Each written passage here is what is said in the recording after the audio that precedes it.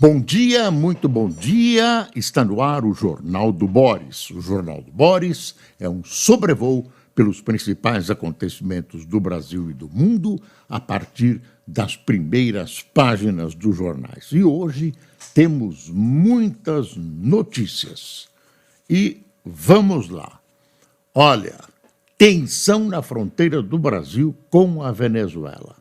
Domingo tem um plebiscito na Venezuela, em que a população vai dizer, em síntese, se quer ou não quer que o governo da Venezuela agregue ao seu território parte do território da Guiana Inglesa. Traduzindo isso em miúdos, quer dizer guerra. O Brasil já foi conversar com o presidente ditador Maduro, né? As coisas estão sendo levadas a sério. O Brasil já deslocou um contingente de tropas para a região, mas para ficar na fronteira, só olhando, não há notícias de nenhum tipo de intervenção brasileira, mas os Estados Unidos já mandaram alguns militares para ajudar numa suposta defesa da Guiana, e a Inglaterra também, já que a Guiana foi colônia da Grã-Bretanha, a Inglaterra também dá sinais de que vai ajudar a defender a Guiana. Esse Essequibo é um rio, né, que divide de norte a sul a Guiana, e a parte leste, a parte oeste, liga-se, faz fronteira com a Venezuela. A Venezuela quer apenas aquele território que são 2/3 de todas as terras da Guiana, antiga Guiana Inglesa. 2/3 do território. Por que só agora? Não, sempre teve, foi para os tribunais internacionais, agora a Venezuela diz que não aceita decisão do Tribunal de Haia, não reconhece e tal, mas repentinamente descobre-se petróleo na região, e muito petróleo. Então, a Venezuela botou o olho gordo em cima disso, e o que interessa aos Estados Unidos neste momento, dizem, quem sou eu para falar mal dos Estados Unidos? Os Estados Unidos têm interesses da região porque o petróleo, grande parte do petróleo daquela região de Essequibo está contratado ou prometido ou designado para a exploração de empresas norte-americanas. Vamos esperar e imagine que o ditador Maduro não vai nos brindar com uma guerra. Ele tem pela frente uma eleição, a gente sabe como é a eleição na Venezuela, mas uma guerra desse tipo, né?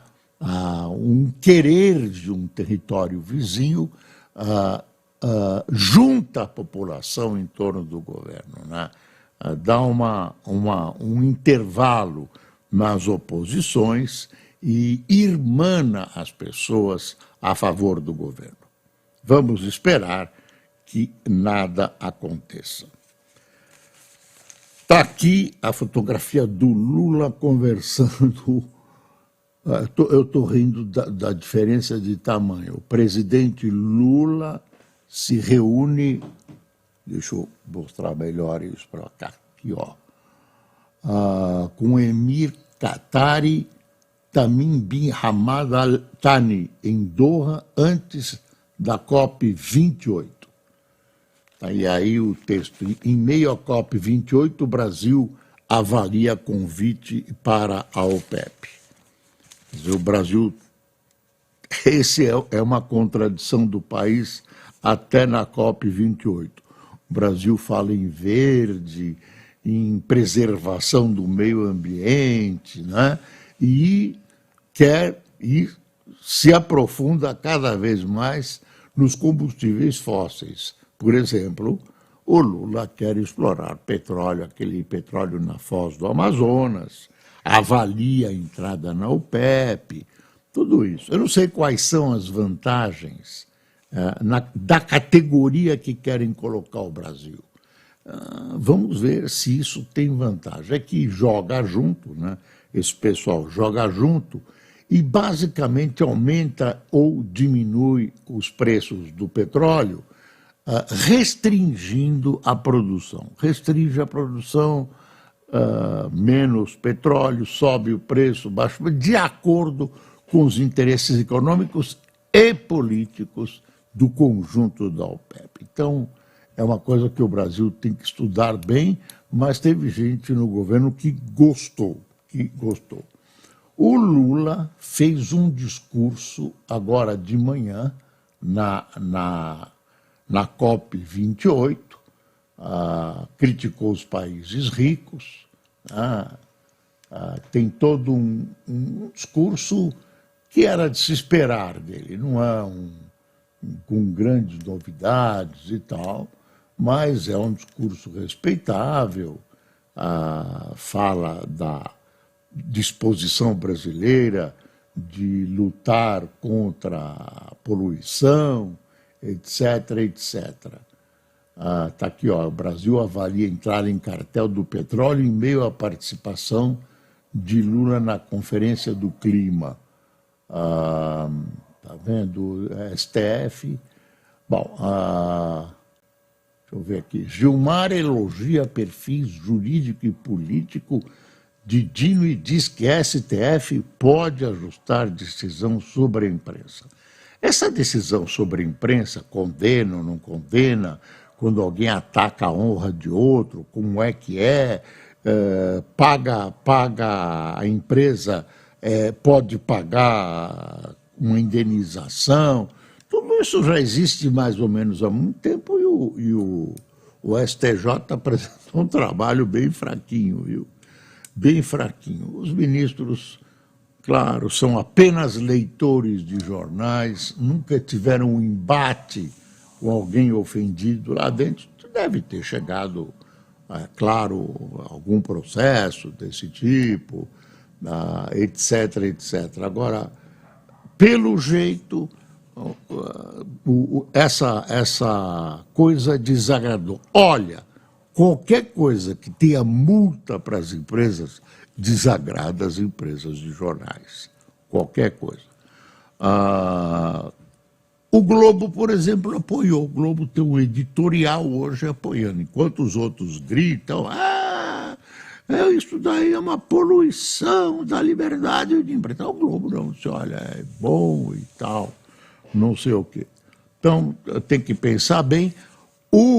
No tempo da ditadura, tinha uma lei, eu disse isso ontem, uma lei chamada Lei de Imprensa, que era inspirada na lei francesa, precisava uma ou duas modificações. Uma modificação que eu me lembro, que era um artigo autoritário. Tirava aquilo, o artigo autoritário é o seguinte, você não podia, num jornal, por exemplo, fazer acusações contra o presidente da República sem trazer junto as provas. Era isso. Isso era considerado antidemocrático, etc, etc. Deixava o presidente da República acima dos demais cidadãos. E aí, autoritário, autoritário, e aquela grita, o pessoal nem tinha lido a lei de imprensa e liquidaram a lei de imprensa como entulho autoritário. Código Penal, ninguém mexeu. Bruto entulho do tempo do Getúlio. Desculpe a rima.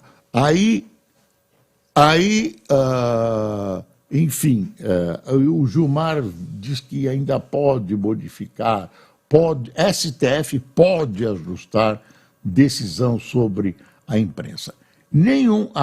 Então, naquela lei que eu citei, do tempo da ditadura, que era cópia da legislação francesa, você tem uma cascata de responsabilidades sucessivas. Era o autor da reportagem, quando a reportagem não era assinada, era o editor-chefe do jornal, e aí, se não é o editor, é o subeditor, se é o subeditor, é o sub do sub, vai descendo, até o gráfico da oficina. Claro que isso era difícil de acontecer. Mas a parte civil estava separada. Quer dizer, quem leva uma trombada na sua honra de um jornal, de uma televisão, então tem direito de se defender, tem direito de criminalizar o fato e tem direito a uma indenização que as empresas jornalísticas não gostam. Eu sei, porque eu já estive daquele lado do balcão. A lei de imprensa tem que ser, essa é a busca, né? A liberdade com responsabilidade. O duro é detalhar isso, transformar em lei, uma lei justa, etc. Bom, olha aí, a STF replica conceito do PL de fake news e eleva risco de judicialização contra a imprensa. Está vendo? Aí já é a Folha, sim, surgindo.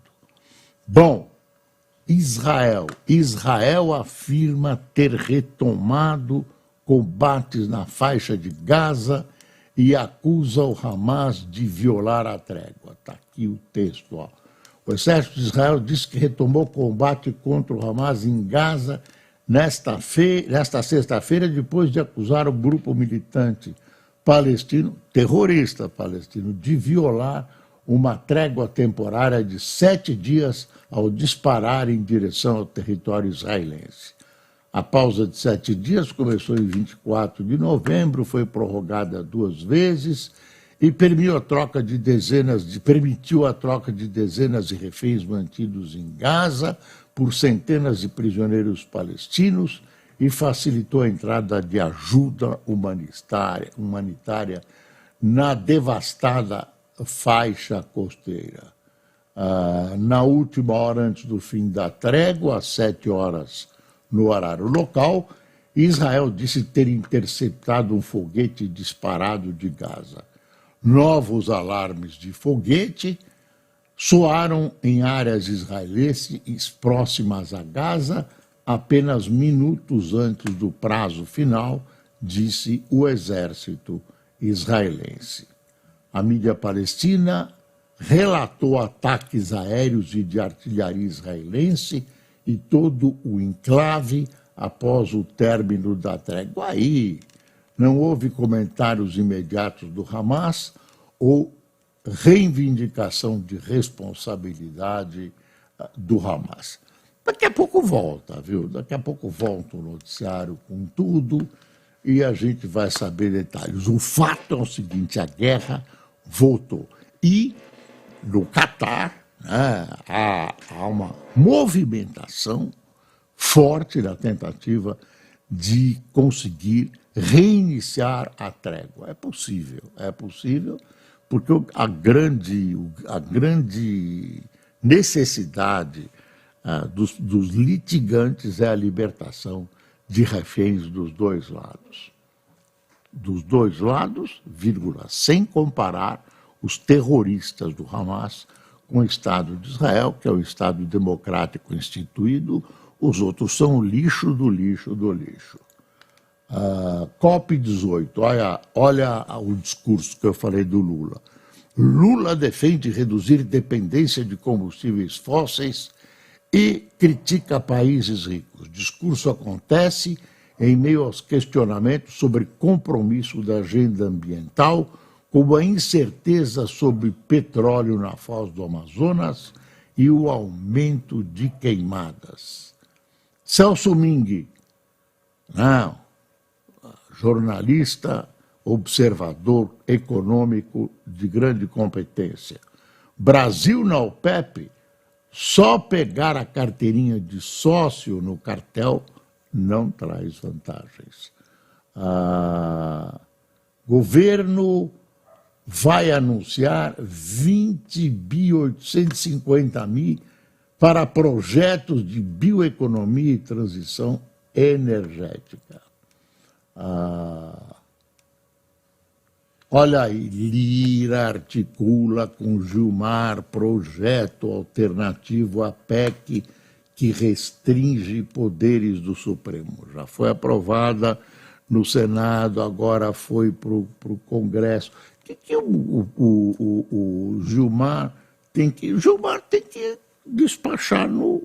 Uai, não tenho nada contra ele, mas o ministro do Supremo não tem que organizar lei nenhuma, não tem que estudar com o presidente do governo, do Congresso, da Câmara Federal, não tem que estudar nada disso, tinha que manter-se na sua devida e honrosa cadeira no ilustre espaço destinado ao nosso STF. Olha o que está acontecendo em Alagoas. Risco de colapso em Maceió e nas minas da Braskem. Veja o antes e o depois nos bairros afetados. Bairros, hein? Não é só um buraco, não. Prefeitura da capital de Alagoas decretou estado de emergência depois de tremores de terra na região onde havia extração de sal-gema.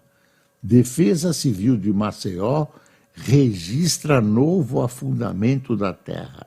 Situação na cidade é preocupante. Tem um hospital lá que foi evacuado. Em Maceió, vizinhos de mina da Braskem relatam medo, pegos de surpresa.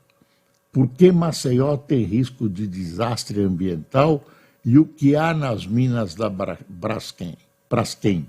Braskem faz acordo de 1,7 bilhão com a cidade de Maceió por afundamento de solo de 5 bairros.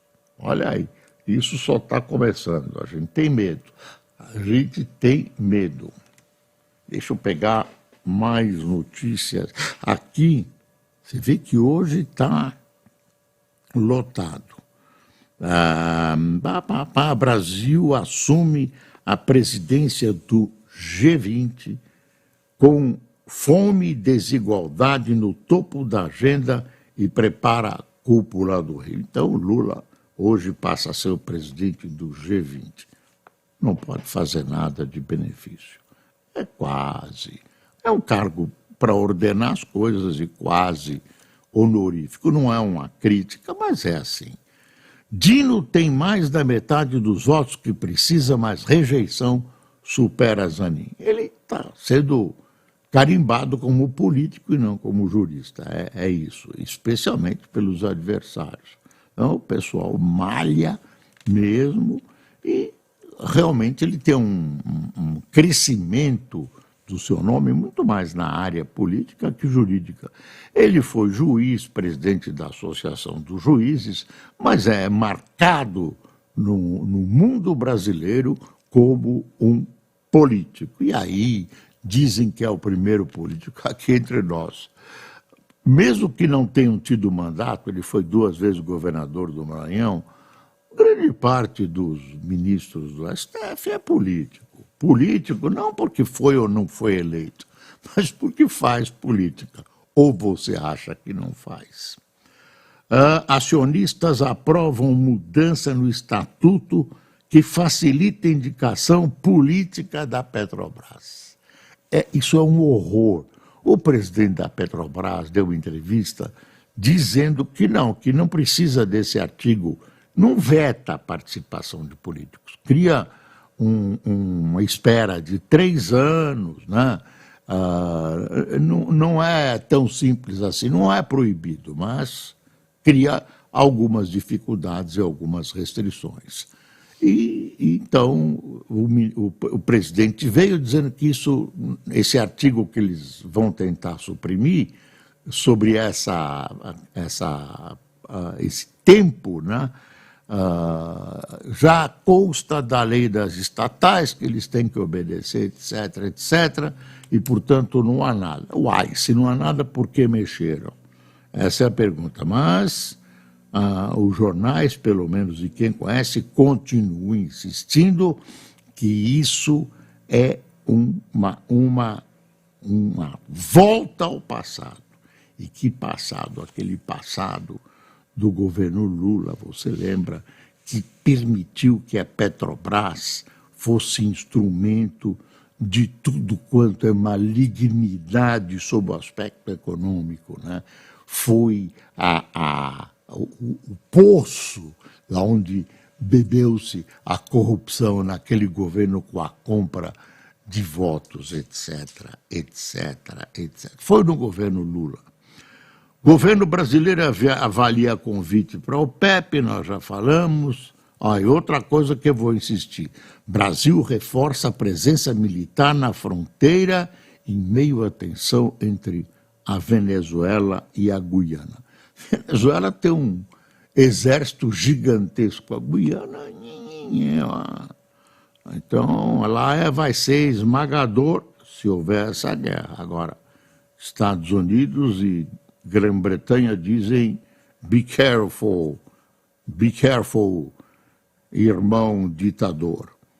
A STF autoriza o governo a regularizar pagamento dos precatórios, isso já estava resolvido.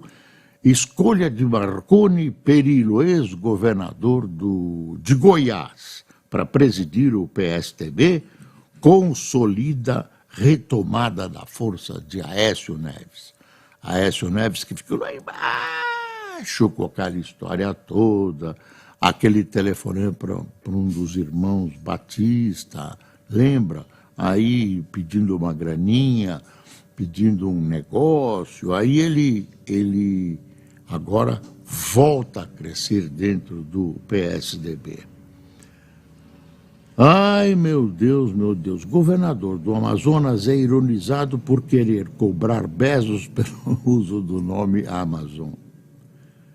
E o governador Cameli do Acre está em maus lençóis, acusado de corrupção. E há um pedido do Ministério Público para que ele seja afastado da governança. Ele está na COP18 e jura de pés juntos que é inocente. Aqui tem uma historinha que só vale mencionar pelas gafes que acontecem nesse país. Professora é presa em sala de aula no Rio por crime que ocorreu quando ela tinha 10 anos. Eu levei um susto porque eu achei que ela tinha sido presa porque ela ensinava bem. Aí vão prender essa mulher. Não, ela foi presa por isso, tinha 10 anos naquela época. Como aquele artista, eu já não me lembro quem, e aí o Haddad repetiu que o próprio Mourão tinha torturado uma pessoa. Mourão tinha 12 anos naquela época. Essas histórias. Deixa eu ver o que tem mais aqui. Aí a Vera Magalhães diz aqui, STF está na berlinda e põe a liberdade de imprensa em xeque. O Pedro Dória pergunta, quem censura a inteligência artificial? Pronto, aí já tem. Isso eu peguei mais do Globo, viu? Mais do Globo, tem uma sequência boa aqui de notícias concentradas da Globo.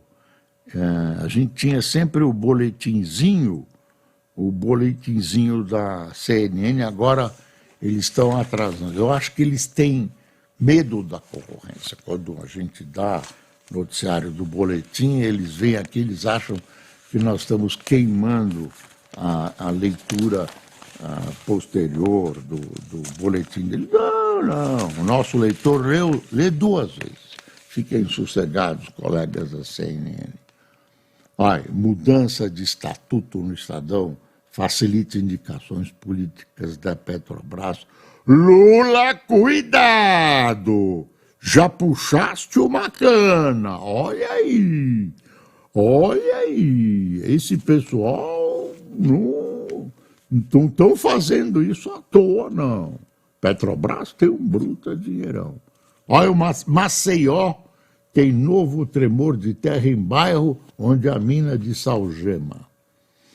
A Câmara aprova na madrugada pacote que muda regras sobre licitações. Entre os projetos, há um que facilita o envio de recursos federais para a cidade no ano eleitoral de 2024 e outro que permite que prefeituras aproveitem concorrências de outros municípios.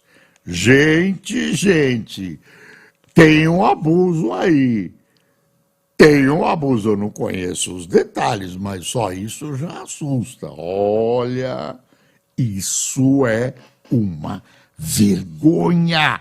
Isso é uma vergonha.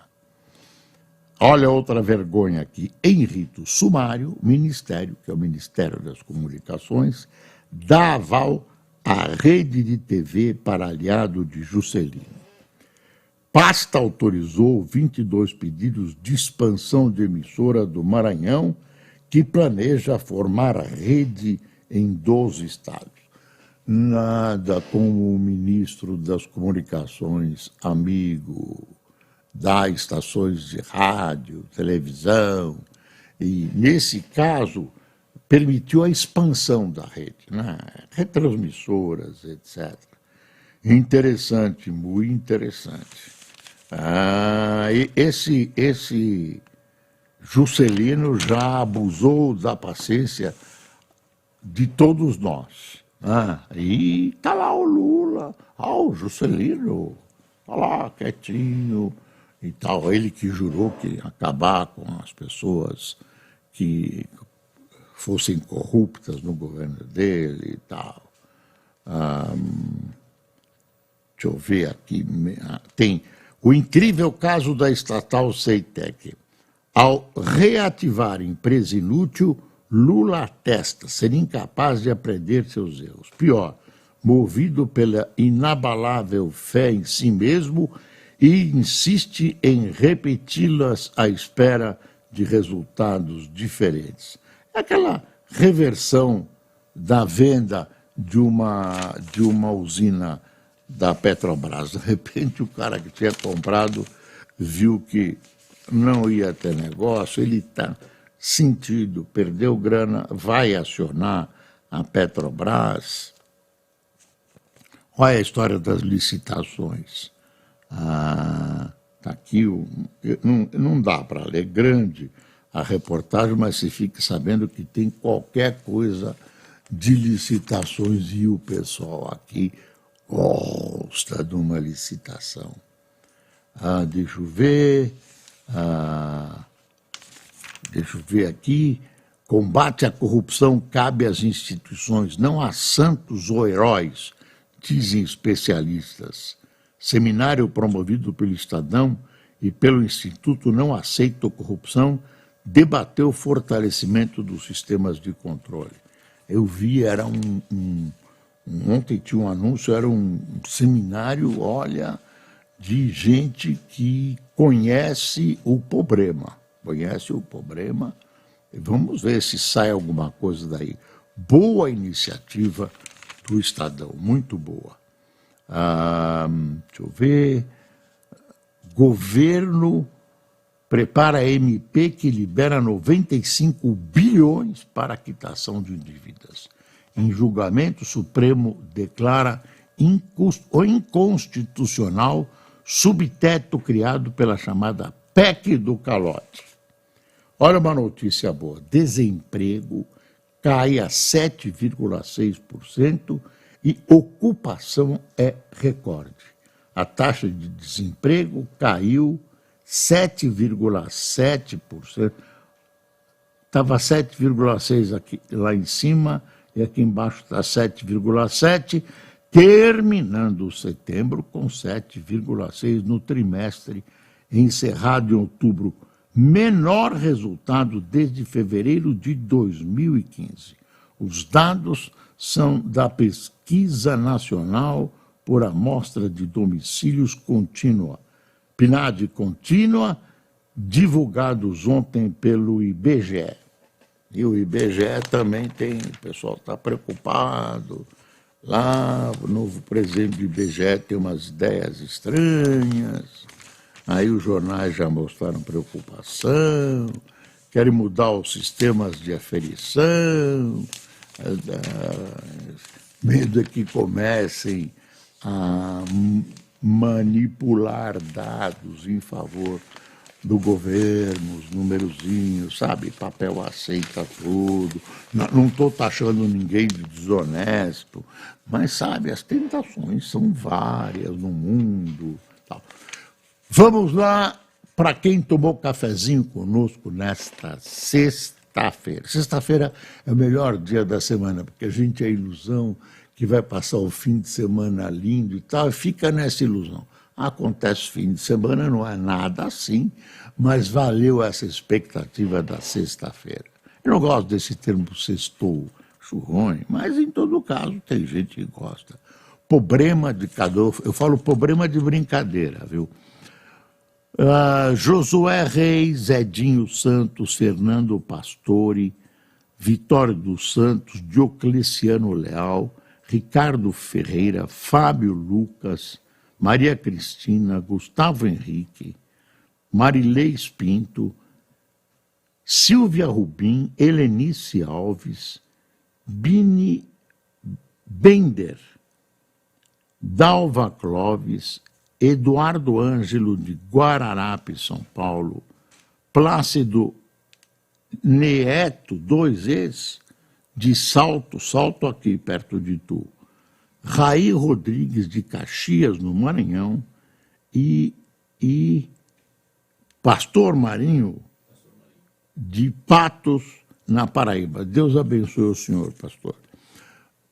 Pessoal, até segunda-feira, muito obrigado por sua atenção e nunca se esqueça, nunca é preciso passar o Brasil a limpo. Tchau.